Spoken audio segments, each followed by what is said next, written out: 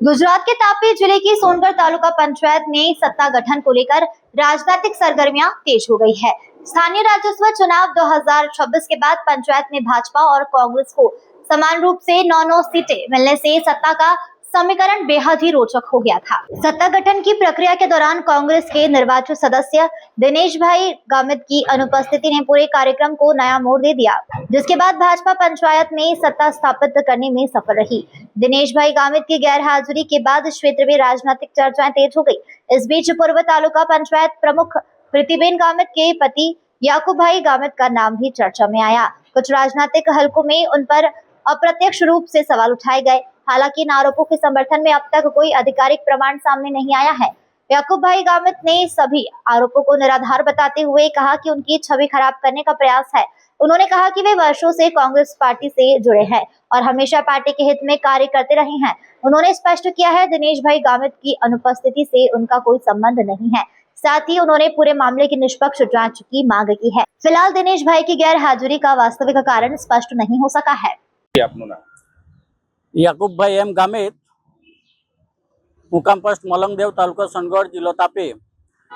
गत दिवसोनी अंदर जे social media में मारा पर जे खोटा आक्षेप थयेला तेना विषे हूँ कहेवा मागू छूं के तारीख 23/5/2024 ना रोज सोनगढ़ तालुका पंचायत में प्रमुख उपप्रमुखनी वरणी हती ने जे बाबते 16 सादुळण तालुका पंचायत सीटना उम्मीदवार दिनेशभाई गामित गैरहाजर रह्या हता અને જેના અનુસંધાને અમારા માના જ કેટલાક લોકોએ મારા પર જે ગંભીર આક્ષેપો મૂક્યા હતા તે તદ્દન ખોટા અને પાયાવિહીણા છે। દિનેશભાઈ બિલકુલ મારી કોન્ટેક્ટમાં નહીં હતા। એ કઈ રીતે એમને ઉપાડી ગયા કે જાતે ગયા પોતે ગયા એનો ખુલાસો એ જાતે કરશે। એના વિશે હું બિલકુલ અજાણ છું અને મારા પર જે આક્ષેપો થયા એ તદ્દન ખોટા છે।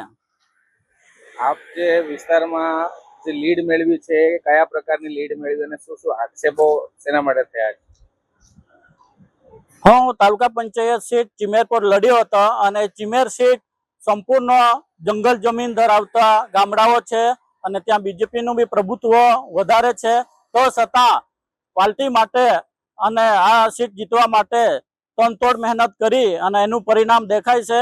મેં ફક્ત 15 મતથી ચિમેર સીટ પર હાર્યો છું અને મને તાલુકા પંચાયતમાં જેટલા મતો મળ્યા છે એટલા જ જિલ્લા પંચાયત સભ્યોને પણ મળ્યા છે। એમાં પણ મારા પર ખોટા આક્ષેપો મૂકવામાં આવ્યા હતા કે એમને જિલ્લા પંચાયતમાં પણ ક્રોસ વોટિંગ કરાવ્યું છે, પરંતુ રિઝલ્ટ સામે છે।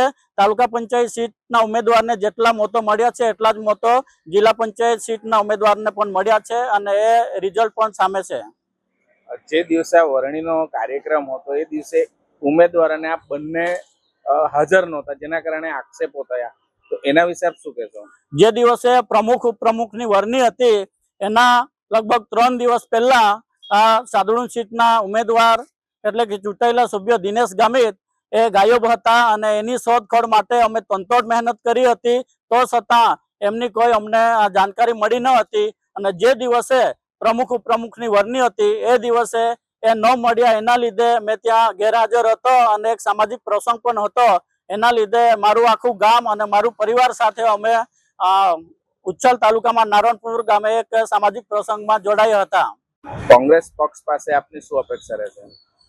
કોંગ્રેસ પક્ષ પાસે હું પહેલેથી જ કોંગ્રેસનો એક વફાદાર સૈનિક છું અને પક્ષ માટે ઘણું બધું કામ કર્યું છે અને આગળ પણ કરતો રહીશ, પરંતુ જે આ ઉમેદવારનું અપહરણ થયું એ બાબતે આવનાર દિવસોમાં પાર્ટી ગંભીર નોંધ લે અને એમાં જેટલા પણ સંકળાયેલા હશે એમની સામે કાયદેસરની કડક કાર્યવાહી કરવામાં આવે એવી પાર્ટી પાસે પણ અપેક્ષા રાખું છું અને એ બાબતે અમે પાર્ટીના જે મોવડી મંડળો છે એમની સાથે પણ ચર્ચા વિચારણા કરી છે અને એમની રજૂઆત કરી છે।